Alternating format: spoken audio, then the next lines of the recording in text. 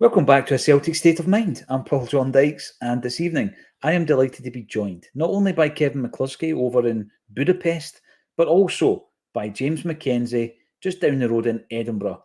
Gentlemen, we're here to discuss the pre-match for Celtic versus St Mirren. The special guest at Celtic Park this evening is none other than George Cadete.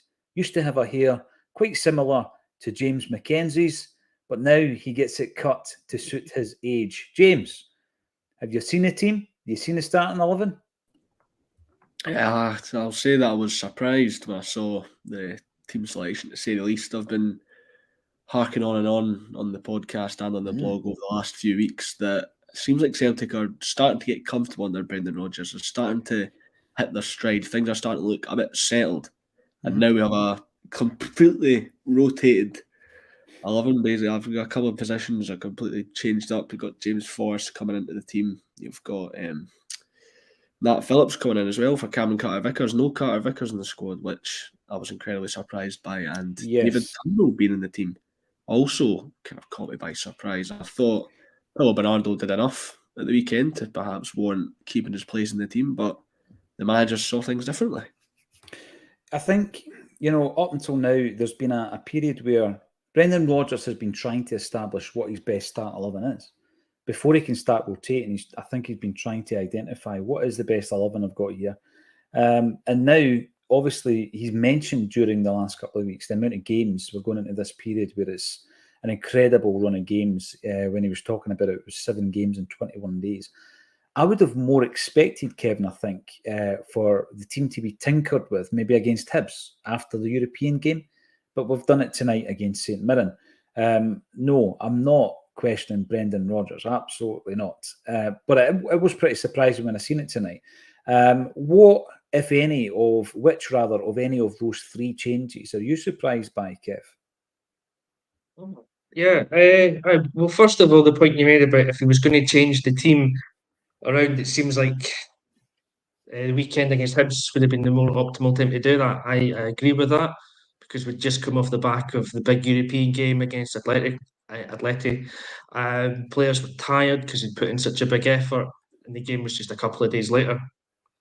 So I would have probably suspected that would have been the game. But possibly he's looked at that and went, it's a tough game away from home, so we'll stick with the players that we've trusted up to this point, and then we'll take players out for the game against St Mirren because, fingers crossed and all that, touch wood, whatever, a home game against anyone should be an easier game than an away game against anyone. So maybe he just thought this is one where he could afford to do that.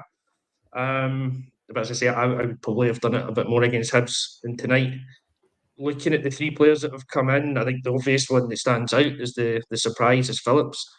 I'm kind of happy to hear James say that he's surprised as well and questioning why Carter-Vickers isn't even on the bench, because I wondered if maybe I'd missed something out and he's picked up an injury. It's been something that come out in the papers and I've just missed it, but it seems not. So that's a surprise. But again, Carter-Vickers did miss some time earlier on in the campaign with an injury, so he might still be carrying something. He's just thought there's an opportunity to take him out of the team, so let's do it.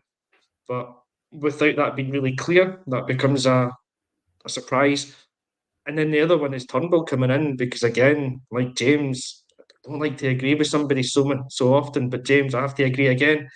Turnbull coming in was a surprise because I thought Bernardo had done well. He came in against Atletico Madrid. He had a good 85 minutes in that game, virtually the full match. I thought he was excellent. And I didn't think he did too much wrong at the weekend against Hibs either. He looked as tired as anyone else, but not to the point where... Are we at a stage rather then that they're not being dropped, they're merely being rotated? And I think there is a difference then. There's 3 changes inside, 1 in defence, 1 in midfield and 1 up top. So let's break the team up into those 3 areas. Sorry, Kev, you froze there, mate. So I hope I wasn't talking over you. This seems to happen quite often during the pre-match shows. I'm not sure what it is. Maybe I just talk too much nonsense and my Wi-Fi decides that's enough. To mute you. Yeah, probably. Kidding. Probably. So we'll start off. You took that one pretty well. We'll start off with the defence then, right? So Joe Hart in goals. At the back, Alistair Johnson, who was taken off as a precaution due to getting a whack in the face He seemed a wee bit disorientated, didn't he? So they've taken him off in case there was a concussion there. Greg Taylor at left back, and of course the central defensive partnership of Nat Phillips and Liam Scales. Now, so there's your back five, with the big change being Phillips in, Carter Vickers out. Could it be a case, because the thing with, for example, Odin Holm, who's on the bench tonight, James, that wasn't discussed during his injury. That wasn't discussed by Brendan Rodgers, even when he was given the question during the pre-match press conference to get an update on injuries and fitness, etc. He never mentioned Holm, yet he was injured for a period. So it could well just be that Carter Vickers may well just be getting rested. And as Kevin said, he had an injury earlier on in the season. I don't think he's been yet up to his normal level and his normal standard. And it could well just be a case of resting him. Yeah, I'd hope it was that. I think the fact that he had that injury earlier in the season means something could be up.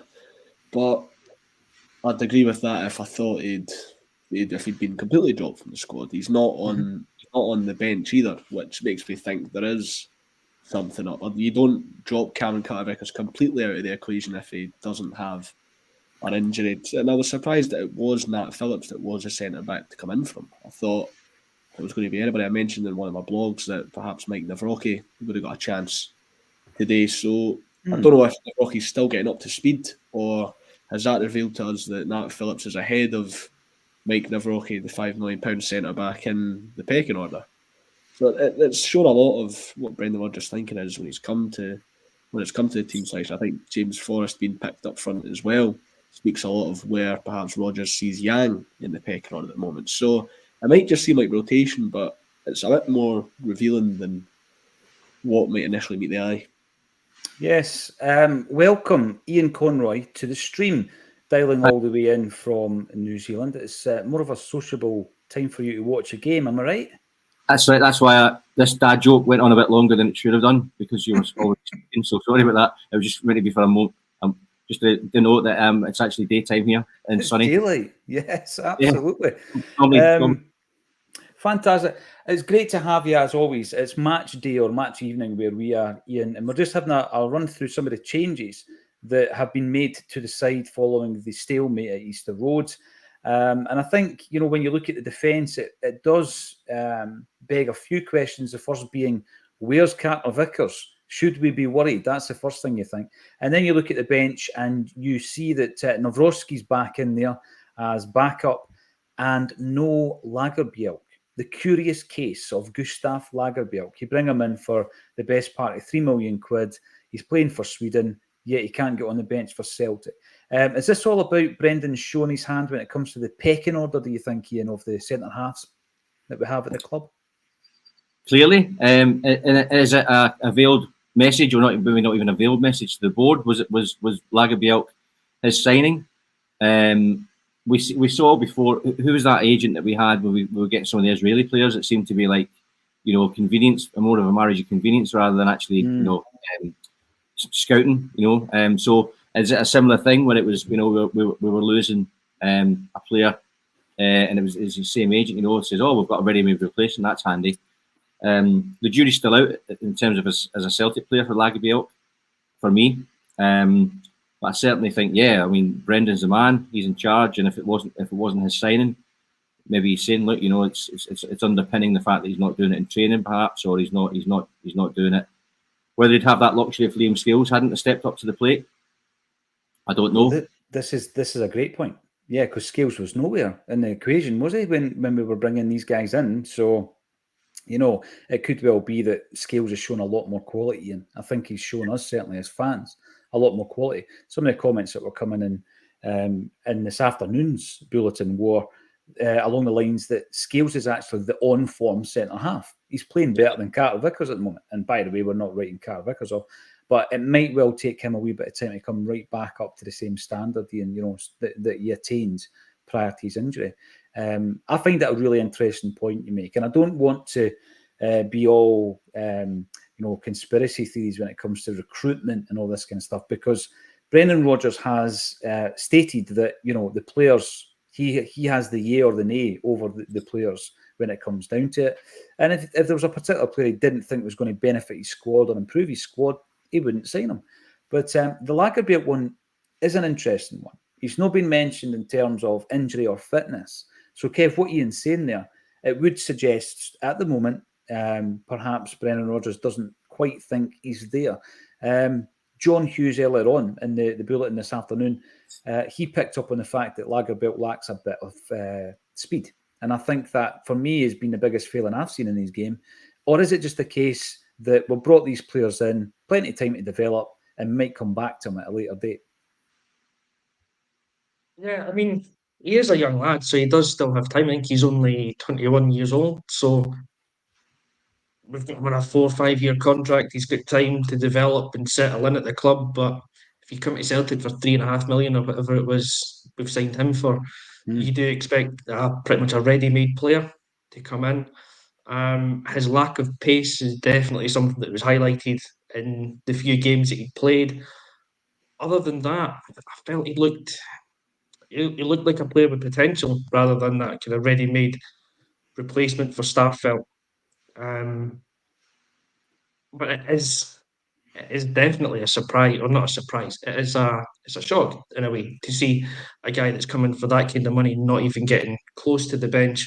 Where we've spoken before about somebody like Phillips, who's not our player, but we would rather play him than give permanent signing the chance to play and develop and prove himself. So it's those kind of things that do make you question that signing to a degree. Actually, as you say, Rodgers gets the say on who comes in. Did he get the say on Lagerbielke? Was it something that was in the pipeline before he's come in, and he's okayed it because it was there already? You don't know from the outside, but it does seem surprising that you say that we'd spend that kind of money and then not have him in the team. Well, what I'm thinking, Kev, right, is we've gone on over the last few months since Brendan Rodgers returned to the club about how he's changed. You know, there is a different approach to him.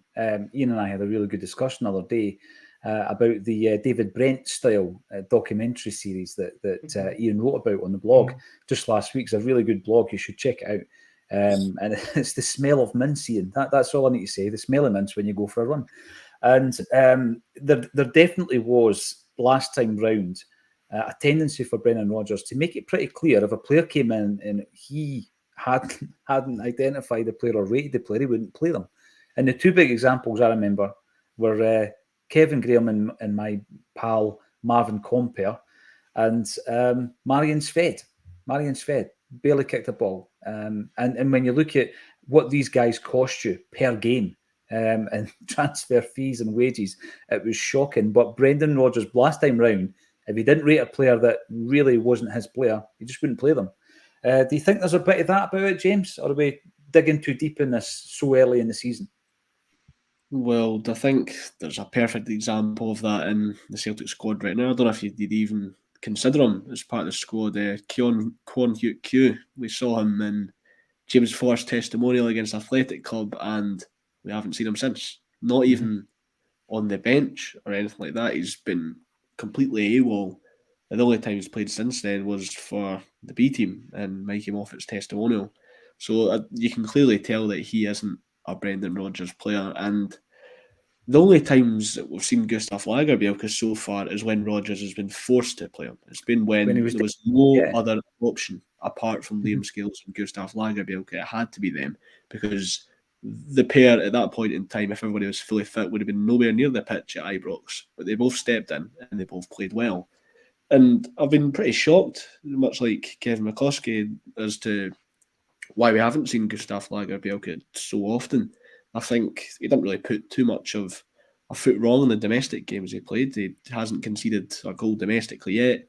It was just his inexperience shining through, coming to the fore against Feyenoord and Rotterdam, which seems to have excelled him from the Celtic squad. And it was some mistakes that anybody else in the park could have made, because it's still a very inexperienced team as a whole at that level, bar a few players like Cal McGregor or Joe Hart. So I think you can excuse that, and I would have thought we'd have seen him a bit more often this season, especially given his positive start to the season. He was rewarded with a call up to the Swedish national team because of those performances.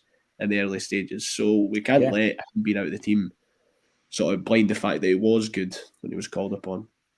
No, you're right. And well-made points. Ralston being the other option off the bench. Of course, he came on for Alistair Johnston at the weekend and does what Tony Ralston does. Moving into the midfield then, earlier on, just in case you missed it, Ian, we had the opportunity to ask John Collins last night about Callum McGregor. Obviously, McGregor was introduced along with some other players such as Kieran Tierney, for example, into the first team, whilst John Collins worked alongside Ronnie Dyler. And he spoke about the incredible transformation in a boy who was so embarrassed to speak to the head coach at the club that when he was spoken to, he would blush and he'd get all embarrassed, and he was very timid and all this stuff. And 8 years later, he's captaining the side to doubles and trebles. And I think that he's been a revelation, but I also read with interest some of the reports from the data guys talking about how, as an offensive force, he is not as effective as he once was, and with age is coming at a slight decline in assists and goals, etc. So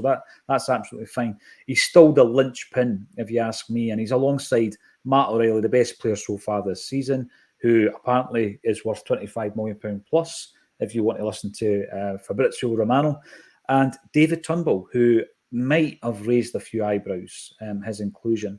On the bench, Ian, you've got Tomoki Awata, who could have been playing in there, or Odin Thiago Holm, one of James's favourites. He could have stepped in. And of course, Bernardo, who's featured prominently in the last couple of games. Were you surprised yourself, Ian? What's your take on Turnbull as a midfielder? Is he the type of player who could fit into this side under Brendan? Yeah, he's proven it at the start of the season, hasn't he? And does that mean that Kyogo's going to be playing a bit that more deeper role again? So it allows them for the sort of that have those runs from midfield. He got a few goals, didn't he? So I'm happy with the lineup. Luckily for us, it could have been Iwata, or it could have been Bernardo that had gone in and slotted in there. I'm sure we'll see them at some point during the game. Yeah. So and also as well the point on McGregor. Of course, time waits for no man, and it's like he's such an intelligent player and such a class act. One of my buzz phrases, I suppose, class act. But we've got a few class acts that sort of threaded throughout that team. None more so and embodied than Callum McGregor.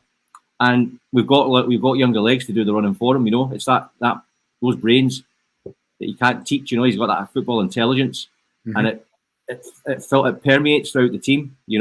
I remember when he was given Barisic. When he was giving him verbals in that game, the 3-0 game, and he was on him, and he was almost laughing at him, and it was like that just filtered through the team, and it's like, and it filtered all the way over here to New Zealand, when I was watching that, and it gave me that real. So what goodness knows what it must do to the team, and when he does that the huddle, so there can be no flies on anyone in that team. When Callum McGregor's in the team, he's the heartbeat, and we saw when there was when Hart got sent off. When Rodgers called him to the side of the pitch, that they've got that synergy and that togetherness. So yeah, I think we're looking. The midfield looks pretty decent. I think the line looks pretty decent. Brendan will obviously we'll tweak this as we go along. We've got a couple more transfer windows, and be interesting to see where we end up after those transfer windows. And interestingly, I was going to make a point before when you asked James a question about the defence. Do we have that synergy backstage? Rodgers. We don't want that as a club. It's not beneficial to anyone when we don't have the procurement team having synergy with Rodgers, the manager. We need him to. We don't want to be a point where it's point scoring and one-upmanship. Not that it actually is that, but it could be a wee bit. We want to make sure that everyone's on the same page and we're signing players. Obviously, there's a risk. You're not going to sign players in that 100% success rate. Even Ange didn't have that. But we want to get near as damn it, and that only comes with unity. The unity that Brendan's talking about, and the scouting department must be aligned with that. No, you're spot on. You're right. We definitely don't want there to be any kind of conflict behind the scenes, and in particular, the other day we were talking about recruitment, and it was mentioned about Brendan's a very busy man. Aye, but the most important part of his job is the players that he has at his disposal. So you busy yourself with making sure that the guys that are brought into the club are the right players. And listen, we might be looking too much into it. There could be a really good reason for it, very much like the reason that wasn't given for Odin Holm being in the side, or being out of the side rather. Kevin, David Turnbull, I agree with Ian. He's a very fantastic football player, and at his age, he needs to be playing football. And he would get a game for any other side in Scotland. He's not signed a new contract. And I remember after the game against Ross County, the opening fixture of the season, when Brendan Rodgers wasn't doing cartwheels about his performance, even though he was the man of the match, he'd scored a goal and he played really well. He was pretty non-committal. It was all about, if he plays like that, you'll get a game. It was kind of like that was the attitude. David Turnbull's got an opportunity tonight. And I do get the sense, a wee bit like if O was given a game tonight, he really needs to grasp it, doesn't he? He does, big time, yeah. Because he's 24 years old, something like that now, going into the last 6 months of his deal with us. I don't know if we've got any clause that we've got an automatic option that we can get him for another year. Don't know if that exists with him. But if not, he's playing for his future every time he walks onto the park for Celtic now. And it's either playing for his future to stay with us to earn a new deal, or to get a move elsewhere. And yeah, he's he's a frustrating player. I don't mean it in that way. I'll try and phrase it a wee bit better. He's a player who's got lots of talent, and like you say, he could walk into any other team in the league and he'd be a first team player. But he's always been a player that I've just thought has been lacking a wee bit, something to be considered a regular and a first team player for Celtic. He's definitely got it in him though, that he could improve his game and get there. And I think that's probably where Brendan looks at him after some of the games he's played, and he's scored a goal or 2 goals, I think he did in the opening game, and you look back and go, his overall performance was actually pretty poor. He didn't do that much, but he's got his name in the score sheet, so you can't take him out of the team. But then when he doesn't score, I often feel his contribution's pretty limited in a game. So he needs to just maximise those chances and do better at what he can do well. So if he's not scoring, he is contributing. And if he doesn't do that, I think Brendan probably will just cut the cloth at some point and get rid of him, because he does have other options. Like Odin Holm is there. He's looked really good in the few games he has played. Iwata's must be itching to get in the park and get a game, because we know what he can do as well. Bernardo is potentially a £6-7 million signing in the summer if his loan deal works out. So there's a player in there. So it's a big chance for Turnbull. Yeah, surprised that he's in the team, but he's got to grab it and he's got to put in a performance that just, even if he's not scoring, he's contributing to the team in a way that he hasn't really done consistently so far.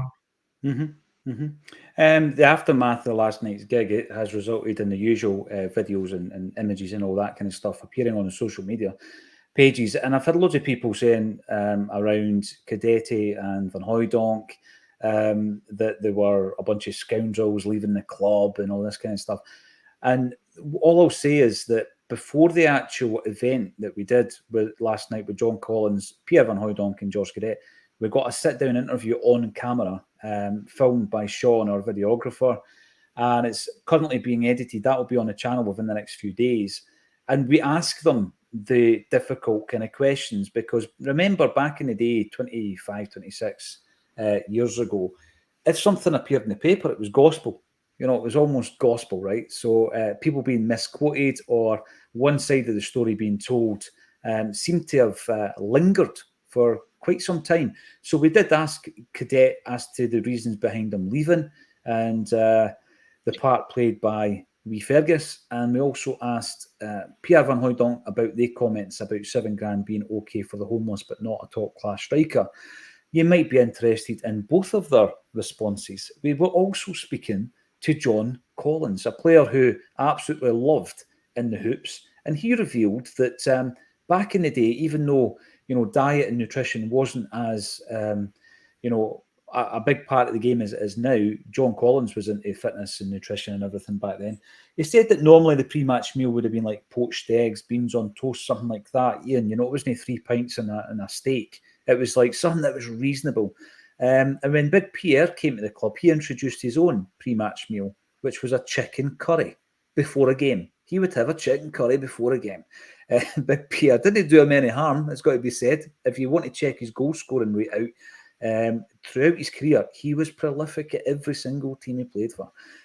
Phenomenal crack. And yes, the interview will be on the channel very soon. Might dispel a few myths, or people might decide still not to believe them after they've told their side of the story. Ewan, boy, Martin, great to see you as always. 3 points is all I care about tonight, but I do hope for a good performance too. Cadete is actually the guest of the club tonight as well. You might see him coming onto the pitch to do the half-time draw. And Double Denim, I wonder if Celtic will go halfers on his air fee in his hotel and accommodation. Probably not. Double Denim, evening folks. Hope everyone's well. Despite all the off-field drama, I hope the team remain professional and get the job done tonight. Need to be clinical and high energy from the off. Mon hoops. Yeah, there has been a lot of chat, but I think we probably covered all that in the bulletin this afternoon, so we won't go into the Green Brigade statement and the club statement and decision, and we'll probably catch up with any developments tomorrow. Boheed Bob, glad you tweeted, PJ. I would have been oblivious to the time. Well, there we go. The game is going to kick off at 2:15, and I'm going to just run quickly through the opposition lineup, and then we'll talk about our top three. We've got Hemming, Fraser, Gogic, Taylor, Strain, Boyd Munce, O'Hara, Tanza, Kiltie, Olusanya, and McMenamin starting for St Mirren, managed by Stephen Robinson, of course. And up top, James McKenzie. We've got Jamesy Forrest starting the game with Palmer and Kyogo. Some of the options on the bench there. Yang obviously could come on to make a difference in Maeda. Interestingly enough, Mikey Johnson, after making his first appearance in 19 months, doesn't feature. Has there been any chat about him being injured? Is he not fit for the game? I think it's similar to Carter Vickers. We've not really heard anything on a potential Mikey Johnson injury. I think it's more likely that this would be Mikey Johnson getting dropped from the squad potentially. He's not really been a consistent starter, so I'd suspect he'd be dropped for that reason, unlike Carter Vickers. But I was surprised to see James Forrest starting this game as well. I thought it could just be because Dice Maeda did look a bit leggy against Hibs. He was jaded. It was quite clear in the attack. Kyogo as well. Him and Maeda are the two players that do the most running in the entire squad. So when they look sort of a bit less than 100%, it's fairly easy to tell. And I think it's a well-deserved rest for Maeda, because I don't know how many times he's been subbed off this season, Dice Maeda. He seems to always play the full 90 minutes in every game. I don't really recall him being the one that gets subbed off. It was always Palmer or whoever else was playing on the wings. But you're looking for an improvement in the performances of the front men. I think against Hibs on the blog, I didn't give any of the attackers over a 5. I think they were all 5 out of 10 performances from me. It was a bit of a studs up blog that you wrote, James, I did say. No, but when Celtic drop points, it always provokes a reaction from supporters, from the media. So naturally, I was a bit more critical than I usually would be. I think I'm quite critical of my ratings anyway. I don't really give out 9s or 10s. You don't? What on earth would they need to do to get a 10?